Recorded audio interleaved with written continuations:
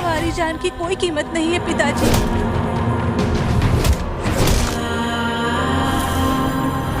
ये हम पे जुल्म करके हमारी खून पसीने की कमाई लूट रहे हैं।